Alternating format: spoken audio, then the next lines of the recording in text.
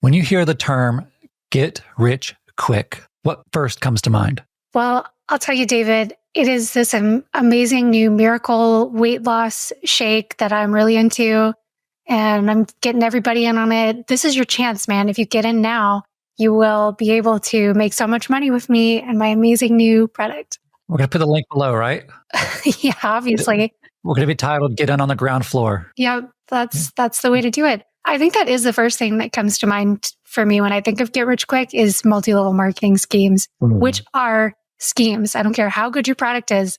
If it's that good, like take it to normal market and don't do the MLM insanity. So not a fan of MLMs, but that's the first thing that comes to mind when I think of get rich quick. What about you? Well, I think it very similar to you. It's a catchy slogan, but it represents some expectation to get something in a short amount of time. Mm-hmm. And time, I think, is completely relative.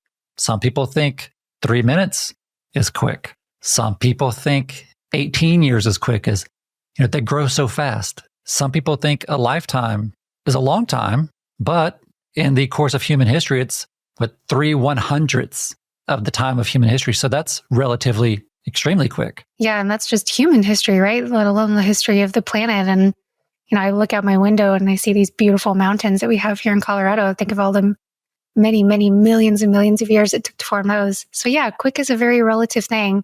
But I think within the span of a human lifetime, getting rich on a relatively quick scale is something that a lot of people think about. So I love our topic today of getting to your first 100K and how that can change your life and the strategies of how to get there. So I'm excited to chat about this a little bit and dig into maybe how we reached our first 100K and then, how folks can get there themselves if they're not there already. Yeah, I don't remember actually when I hit my first 100K. I wasn't really tracking it. So I'm not going to be a whole lot of value add for that one, other than I just had the habits. My time frame was a little bit different because I was an active duty military member. So in my mind, it was always just get to 20 years, have the habits of investing, and then you can really retire at the end of 20 years. That's kind of how my framework went. Yeah, I think the military is such an amazing pathway to reaching financial independence that's kind of underutilized, right? There's just not that many people who are willing to put in that time and effort. But if you are, it's an amazing pathway. Mm-hmm. Yeah, I was doing a pretty bad job of tracking finances in my early years as well. So I think we were probably in our mid to late 20s when we hit that point. But we also had pretty high paying jobs right out of the gate, which is one of the pathways that we're going to talk about today. Yeah, I think quick to me is just something that has to be taken with a sense of humility and understanding that things just take time to accumulate. If someone is trying to sell you on something that will get you rich in like a year or two, I think your antenna should be going up. There's probably a heck of a lot of risk involved in whatever that thing is that they're pitching to you, because for the vast, vast, vast majority of people, and not even just people overall, but the vast majority of people who do end up being rich, it took them decades. So I think you just have to keep that in mind when you're at the start of the gate and just put one foot in front of the other and trust the process, because it will end up accumulating over time. And rich means something different to different people. For some, it might mean $5 million. For some, it might mean $1 million. But to get there, you have to get to your first 100K. And that's a significant milestone because it represents a lot of things. It represents, one, the belief in yourself that you can do it, that your habits actually do result in a net worth growth. It's a belief in the power of compound interest, because that's when you really start to see growth. Mm-hmm. Yeah. And it's a belief in yourself that if you keep doing those same habits that got you to the 100K, it can get you to that 1 million or that 5 million or more. So at a 100K sum, you are looking at $8,000 a year that is just getting added to your net worth without lifting a finger, assuming an 8% growth rate. So if you're invested in a broad stock index fund, something like VTSAX, that's $8,000 that's just added to your net worth every year while you are tucked up in your bed, warm and cozy at night, not doing a thing.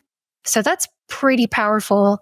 And of course, the next year, you're looking at more than $8,000, right? Because even if you've invested zero, you're now at $108,000. So it's 8% of that. So it's just going to keep growing faster and faster, and that snowball will start to grow. So that's something pretty exciting that starts to happen at that 100K mark. For most people, especially if you're young, or even if you're not young and you just haven't established the habits to build a significant net worth, $100,000 can seem a long way off. However, no matter what age, if you start now, you can get there much quicker than you think. We've got some case studies we want to review. For the purpose of this conversation, we'll have 3 different scenarios. The first scenario represents a college graduate who starts investing at age 22, a military member who enlists right out of high school at 18 and begins to invest, and someone who graduated high school but didn't get into a historically professional course of study at a college or a trade. Someone who maybe works in retail or like as a waiter. Mm-hmm. Yeah, I think those are 3 very realistic scenarios for people. So let's talk about our college graduate first. So the first thing that you have to pay attention to when you're thinking about college is that you are at least 4 years down the road than your counterparts. A lot of people take longer than 4 years to graduate from college. Although I will say, and I do think this is becoming more common, you can get college credits when you are in high school now. I was doing that way back when I was in high school. I graduated high school in 2002. So it's been a hot second. But I was able to do this back then, and I got out of college in just 3 years. So it is possible you can cut down on that time that you are investing in college as opposed to investing in work. But still, you are looking at least being a few years behind your compatriots who go immediately into the military or into earning a paycheck for purposes of these 3 hypothetical scenarios. So you are behind in terms of age, but hopefully you've got a bigger paycheck to make up for that, right? If you're getting a college degree that's going to set you up for success, which we can talk about later, then hopefully you're coming out with a bigger paycheck than the folks who went straight into work. So if you're starting at age 22 and you've got a starting salary of $60,000 a year and you're able to save 20% of that, that means you're saving $1,000 a month. And after 8 years, by the time you're 30, you're going to be sitting on a pile of over 100K. You're looking at like $122,000. That's pretty powerful. That's a really good scenario. Walk us through the military enlistee, David. So for military, most military enlisted members start out at like an E1, and you'll get normal pay raises every couple years as you go through your career. I do take that into account for these calculations. An E1 right now, this is just base pay. There are other pays that you get, such as BAS and BAH. One's for basic allowance for subsistence, and then the other one is basic allowance for housing. So this is not all. If you hear this number, don't freak out. If your kid decides they want to go in the military, this is not all the money or compensation they receive. This is just base pay. For an E1, base pay is $24,000 a year. But for the sake of this, we are only focusing on the base pay. And if they were to invest 30% of that base pay, which is $600 a month, over 12 years, between the time that they're 18 and 30, they will have $109,270. So they, even only investing $600 a month, and then they will get pay increases over time. So naturally, they would probably want to invest a little bit more. 109 is a great sum to end up with by the time you're 30. That's a base of a really solid pyramid that you're going to be building over the course of your life. The third case study is the person who graduates high school and steps into a job as a waiter or works in retail. That person averages $30,000 a year. They start investing when they're 18. If they invested 15% of what they make, which is $375 a month, after 12 years, by the time they're 30, they'll have $102,920. So in each of these 3 case studies, which represents a broad spectrum of where most people can probably see themselves falling into their in their 20s, this is a realistic projection of how you get to $100,000 by the time that you're 30. Yeah, I think all of these folks are in a pretty good spot. Certainly, to my eye, the toughest road out of these 3 is the kid who graduates directly from high school and goes into like a service role where they're bringing home approximately $30,000 a year, because things are going to happen. Saving that $375 monthly every month, there are going to be times when that's tough to do. So I think some of these other paths will be easier for sure, but yeah, they're all very capable of ending up at this spot where by the very young age of 30, they're sitting on this really powerful number of $100,000. So some of my takeaways when I think about these three different paths are that consistency is by far best friend, right? Every single month, being able to put at least something away. And then when you've got months where there were no emergencies and you're able to save more, socking more away, that is the most powerful thing that you can do for yourself. And when you do it when you're young, you're looking at so much more time for that money to grow and grow. Now, listener, I know you're making some assumptions based on what we just said. Things like if you're a college graduate, you probably have a 401k and they maybe even match. Yes, that would only get you to 100,000 faster. Or for the military member, they have a blended retirement system, which is much like the 401k in the civilian world. They also, after a short vesting period, match will add to the rate at which a military member gets to that 100K by 30. For the service industry worker, you may or may not have a 401k, but you can also use tax advantaged accounts like a Roth in most cases to save towards that 100K. So let's say you're the service industry worker, you don't have a 401k or the restaurant you work at doesn't offer it.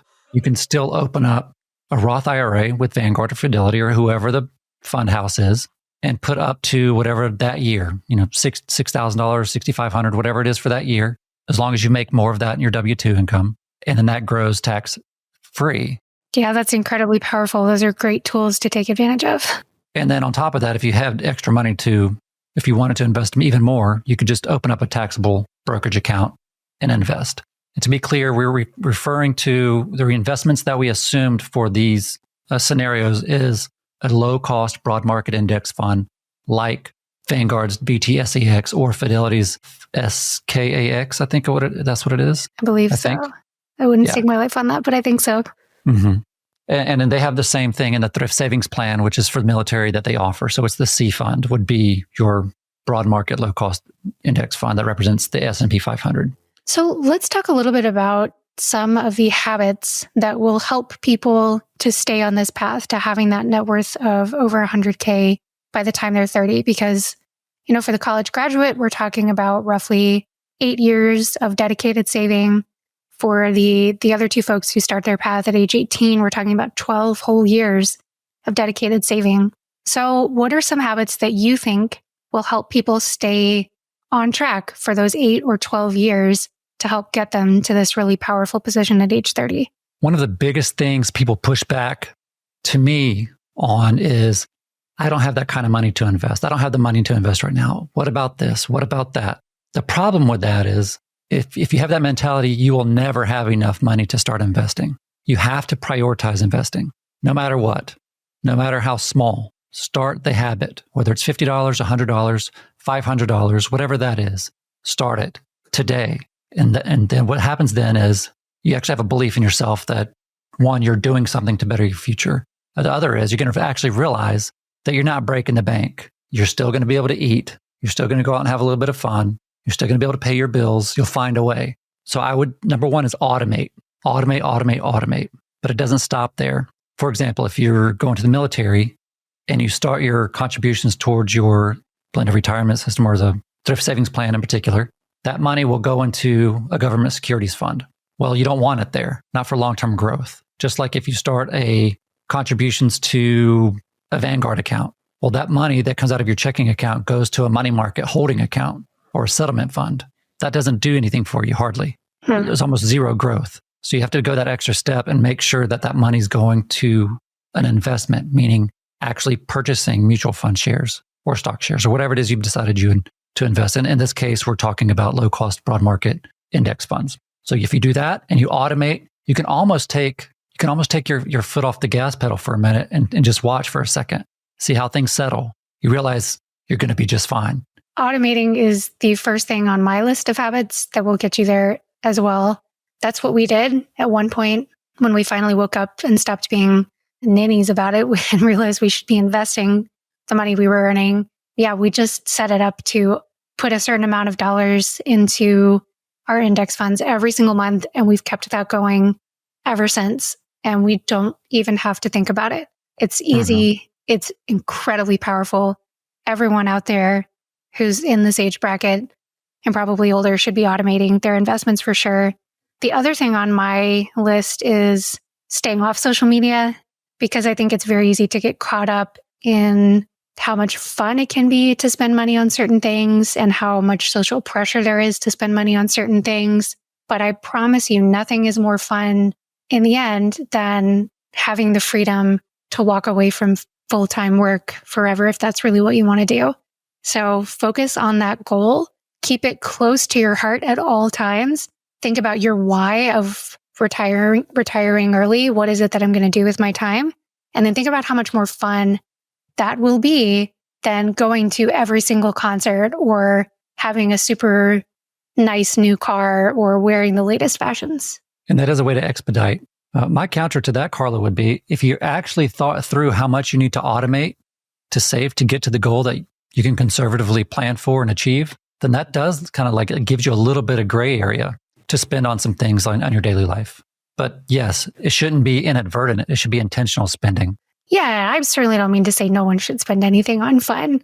For sure, enjoy the journey. And in fact, that's something that I think I did wrong and I would caution others not to do, is to not just oversave to the absolute maximum level and hate your life from now until the day you retire. But I do think being very cautious about it and not getting caught up in, oh, just this one more thing, this will mean so much to me. I have to do this thing too. And well, I'll only get promoted at work if I'm wearing the right clothes. That kind of mentality, I think, just ends up being a huge suck. And then you'll end up investing less. Even if it is automatic, you could probably be doing more if you're falling into that mentality trap. Yeah. And one thing I'd like to advise, by the way, this is not formal advice. You can't sue me or Carla or the podcast. We don't have that kind of money. Please don't do that. But one thing you can do is every 6 months, set a timer or a Google Calendar reminder, something that says go in and adjust your contributions up 1% or 2%. Just do it.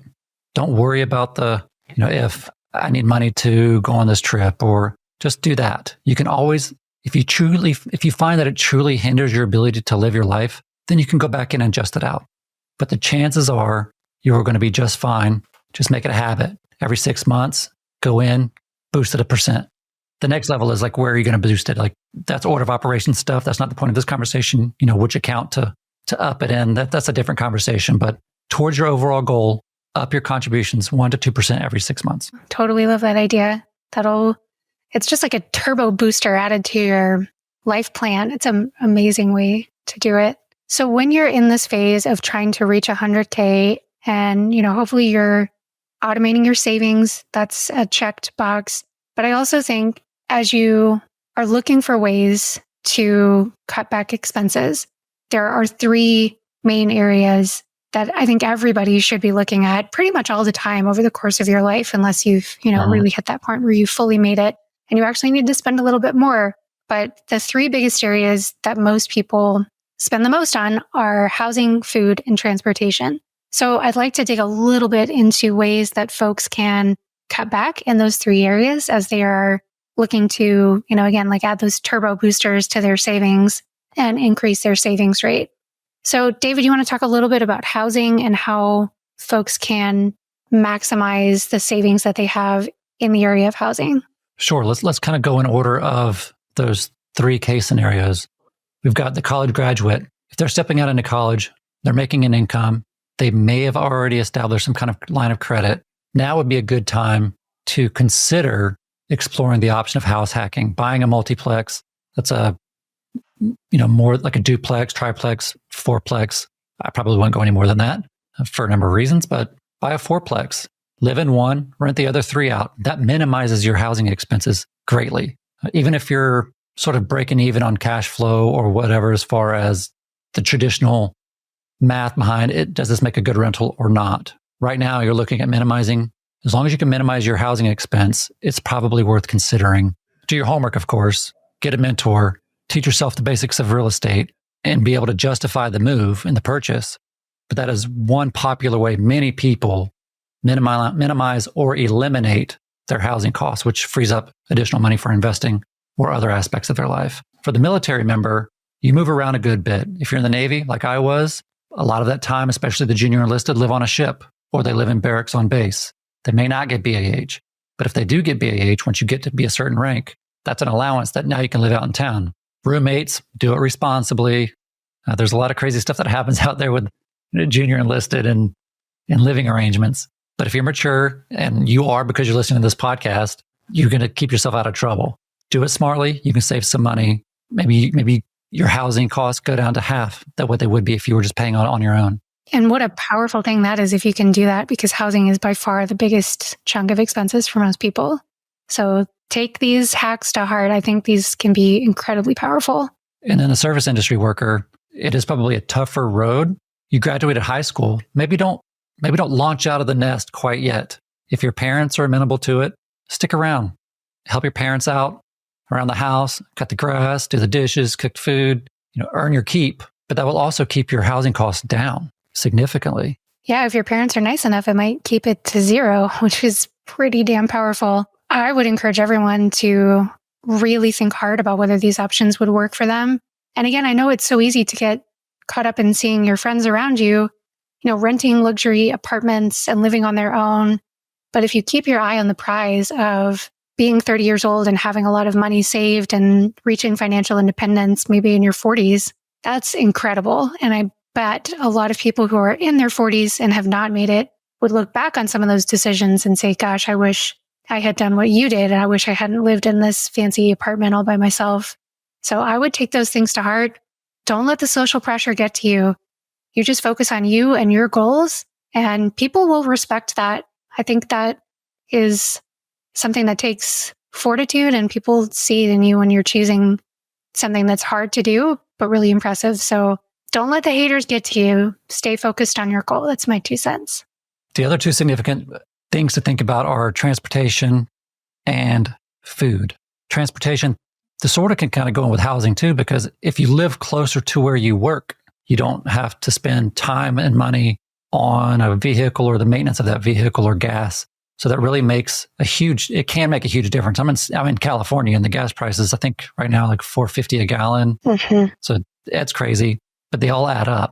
So if you can design your lifestyle where it's efficient, logistically, live as close as you can to the things that you do or use the most. Walkable areas, close to, if you are a student, can you live closest to campus? If you are working at a restaurant, how close can you get to that restaurant if you have to live on your own?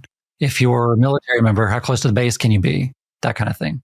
And I would think about those things as a package, because the places slightly closer to campus or closer to your work might be a little pricier, but you have to balance that out with the transportation costs that you're looking at if you're living much farther away, and the value of your time if you have a huge commute as well, right? So I would think about all of those things as one unit: transportation, housing.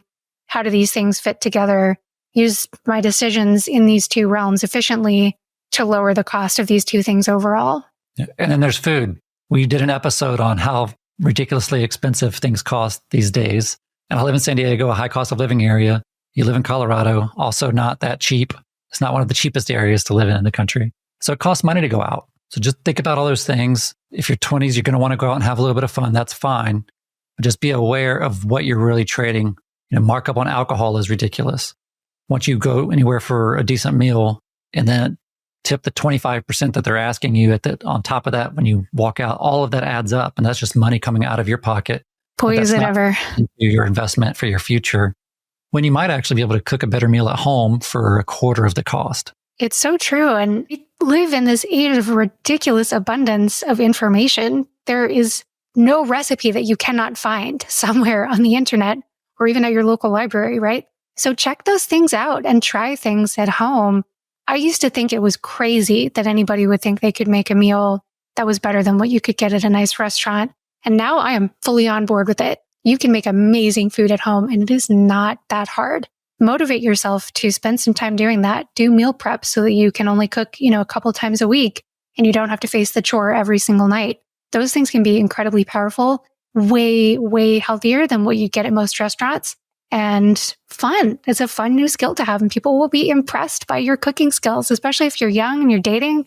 Whoever you're dating is going to think it's super, super hot that you can make a delicious meal. So that's another fun bonus to add onto there. Check out the next YouTube video where Carla shares how to make a grilled cheese sandwich to impress loved ones.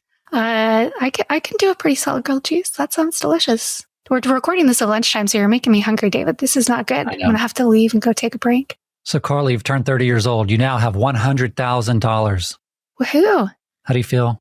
I feel so solid. I am excited about how that's going to grow. I'm excited about what it's going to do for my life and how it's going to open up doors for me. Yeah, I am probably thinking about how to best invest it. I'm probably thinking about my life overall. Am I happy with my work? I now have the flexibility to take some time off, to try a different job if I'm not happy with the one that I'm in.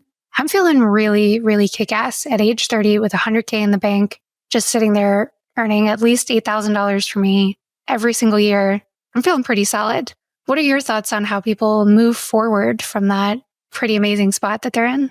See, that's tough because I think about what I would do, and it's probably not what the majority of people would do. I usually just put my head down and keep going strong. So I'd probably increase the amount that I'm investing.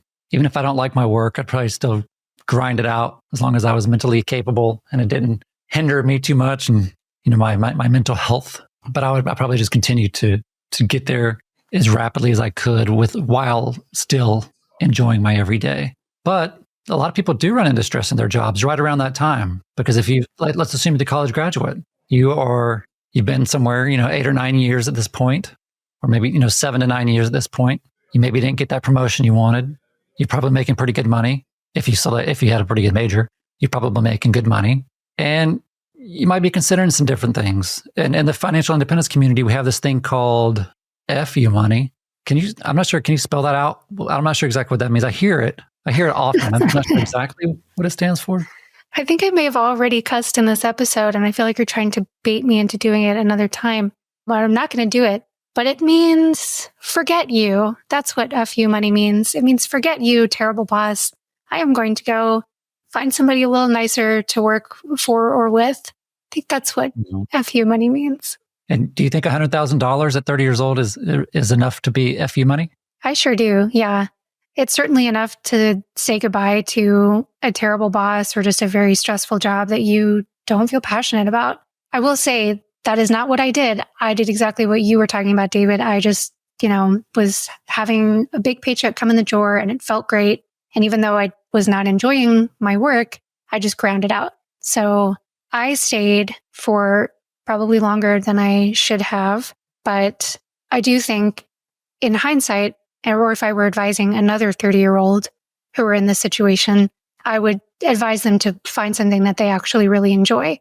Because, at this point, you are looking at another 15 to 20 years of saving and investing before you are going to reach financial independence. That is a large chunk of one's life to hate. So if you are genuinely miserable, for heaven's sake, get out and find something that's better. That is what that money is there for, is to help you enjoy your life. What are some of the mindset shifts that you might not have seen when you were 22, stepping into the workforce and into your life as an adult, that start to come into view after the age of 30 and that kind of wealth building? I think you are starting to feel your mortality a little bit at that point. Hopefully not a lot. I think the average lifespan in the US these days is like 75 to 79, depending on whether you're male or female. You're closing in on the halfway point to 70 as you're reaching 30. And I think you should start to plot out your life and think about what it is you really want out of it. And what are the things that you will be really sad if you look back on it and you didn't do. So using your money to help get you to achieving those goals is the most powerful thing you can do with dollars, right? Dollars can do a near infinite number of things for you. But in my probably not humble enough opinion, that is the most powerful thing you can do with them, is to look at your goals and help get yourself there, help check those things off your life to-do list and feel the joy and satisfaction that comes with it. What do you think, David? I think if someone has practiced the habits and put the habits in place to get them from $0 to $100,000 in about 10 years, what comes along with that is a belief in yourself that you can action in your own life to have a positive outcome. And that confidence and belief in yourself, you can extend that beyond just money. You can extend it to a new career if you want, a new hobby, a belief in yourself that you can achieve something that maybe when you're 18 you didn't think you could achieve. or weren't willing to take those first steps because of fear of failure. Life is hard. And if there's challenges every day, some large, some not as large, some painful, some not as painful. But if you have that sense of belief in yourself and that you have the power to control your life, then I'm not sure like any amount of money can replace that, but you can learn that about yourself by seeing the result of your intentional action result in something that can bring so much value to your entire future. And let's not just stop there. It's not your entire future. It's the future of your kids. It's the future of possibly their kids, your friends, if they ever need help and you're the one in position to help them. That value is just the feeling of that value, how that makes you feel is incredible. Yeah, I totally agree with that. The ability to help others, the ability to figure out what your real passion in life is and explore that.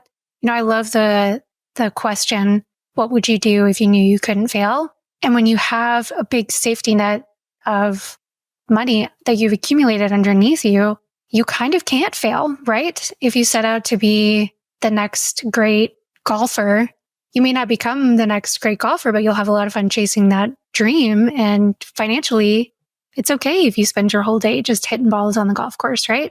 So whatever that thing is for you, go chase it and see how it goes and have a lot of fun along the way. And you've got that big safety net to catch you. So yeah, think about what your answer to that question is and maybe build your life around some of those goals. So I do think it's helpful to fast forward a little bit and see where our 3 case studies are going to end up at the age of 50 based on their behavior over the next 20 years. So we're looking at age 30, looking forward to age 50. You got 20 years of ground to cover in there. So let's look at where these folks could potentially end up. So if we start with our college graduate, if they are sitting on that balance of $122,000 at age 30 based on the assumptions we made before, and if they continue to do exactly what they've been doing, which is contributing $1,000 a month, by the time they're 50, they're going to be sitting on $1.15 million, which is a very tidy sum, plenty for most people to retire on, certainly in the FI community where folks are very careful with their dollars. So the $1.15 million is a great goal to be working towards when you're 50, and that monthly contribution of $1,000 is hopefully going to become, less and less painful for you to invest over time if your income grows. So that's a pretty nice way for that college graduate to land at age 50. You want to walk us through what will happen to the military enlistee? Yeah, so this isn't exactly right because as you go through a 20-year career, one, they will hit 20-year career before they turn 50. So maybe they're not going to invest that $600 a month all the way till they're 50. But a few things pan out. The assumption that we use for this exercise is that they do actually just continue to invest until 50, exactly the same way they are. And that balance when they're 50, remember at 30, they had $109,270. If they continued to invest that $600 per month until they were at age 50, they would then have $862,715 a month. Again, not chump change, but looking back, and I say only 600. If you have zero right now, 600 is a lot of money. But as you go through your career, that $600 is going to seem like less and less of an amount. Realistically, in the military, you're going to get pay advances. That same 4 or 5% or more that you're contributing to your thrift savings plan, plus the matching, if your base pay goes up, the dollar amount of that percentage goes up. You're going to be, over time, investing more and more money. So that's an extremely low expectation, but still not chump change at $862,715. Additionally, if you retire from the military, after 20 years, you get 50% of your base pay. And that's adjusted for inflation even after you retire. So this is on top of what you've already invested. So imagine working in a civilian career. You have your 401k, you're contributing to it, they're matching. You work 20 years, 30 years, you get out. You don't have a pension. Likely you won't have a pension. In the military, you work 20 years. Now you get half of your base pay of your last 3 years. So for my case, I get a monthly payment. I think it's after taxes like $4,700 every month. I retired at 43. That will be adjusted for inflation until I die. And I will get that every single month. That's a pretty good deal. On top of it, you get medical benefits, VA if you're not a retiree. And even if you are a retiree, you can qualify for VA benefits. But in addition, if you retire, you get TRICARE medical. So there's another benefit. On top of that, whatever you've saved in your blended retirement system / thrift savings plan, a normal retirement plan, like the civilian 401k, that's also sitting there in your thrift savings plan like it would be sitting in a 401k account. So yes, the military service is very challenging. And there are times, even at my 16-year mark, and at the 20-year mark, you get a retirement, you qualify for retirement. Even at my 16-year mark, I was debating on getting out. And like I said before, Carla, like I'm a nose to the grindstone kind of guy, but there were some tough times. Yeah. So it's not a path made for everyone, but it's financially, it's worth your while. You can handle it for 20 years. Yeah. And the reliability of that money coming in the door every month has got to feel good too.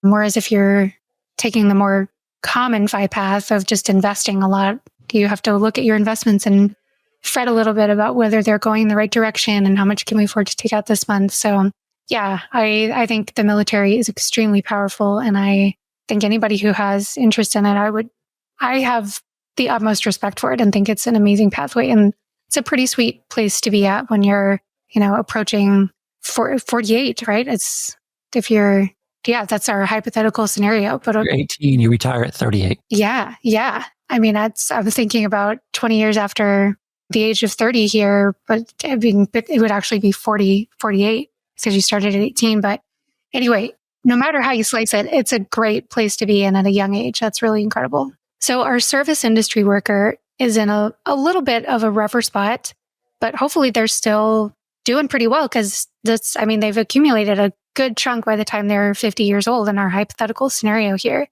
So remember, they were sitting on $102,000 at the age of 30. They're contributing $375 a month. If they just keep doing that, by the time they are age 50, they'll be sitting on a little over $700,000 at an 8% return. Again, an amazing place to be. That is far better than the vast majority of Americans are doing at that age. And that's somebody who just, graduated from high school and never got a college degree, was earning a modest salary for their entire career. But here's the scenario that I would like to put out there because I think this is pretty common. At least it's very common in the FI community, which is that you do stick around, earn a higher salary, and are able to continue increasing your investments year over year. So if you are at 30 years old, you've been in the workforce for maybe 8-9 years, and you are, let's say, earning a salary of $100,000 at that point. You started at 60, 8 years later, you're at $100K. Not a terribly unreasonable assumption. So at that point, if you're able to just continue doing what you were doing, which is living on about $50,000 a year, all of a sudden you're able to invest a lot more money. This example doesn't take taxes into account. I fully acknowledge that. But also your tax rate at $100K is not going to be insanely high. So if you are able to invest $50,000 a year, starting at age 30 with a starting point of $122,000, by the time you are 50, you are looking at very close to $3 million. And that is an extremely big, juicy, powerful number that's going to buy you a lot of time and freedom. So if you are able to get to around age 30, not have increased your lifestyle by that much, and you can keep living like you were when you were in your 20s, you are golden, my friend. You are going to be looking at a very nice chunk of change to sit on that will buy you all the time and freedom in the world. So whether you're 18 years old, whether you're 20 years old, whether you're 22 years old, whether you're 42 years old, I think what we've shown here is the power of compound interest. Just establish some habits. Yes, it takes a little bit of work. It takes a little bit of work on your part to learn the basics of investing, learn what you're investing in, why you're doing it, the expected returns, but it is not rocket science. It really is not. And I believe everyone can do it. And 10 years is pretty quick. So what's also quick is being able to give somebody a thumbs up like this. You ever do that? Walk around, just give somebody a thumbs up, might be the weirdo on the street. All the time. I do that all the time. But you could also do it and do like this and then push the like button like this on your phone, on the YouTube video, or if you're listening to the podcast, like that 5-star, that 5th one. Right. Please, only the 5th one. You made it all the way through this episode. That will help us out a lot. And you can do that pretty quick. Smash the like and subscribe button. Thank you very much for listening to another episode. And we'll be here again next week. Yeah. Thanks so much for tuning in, guys. Catch you next time.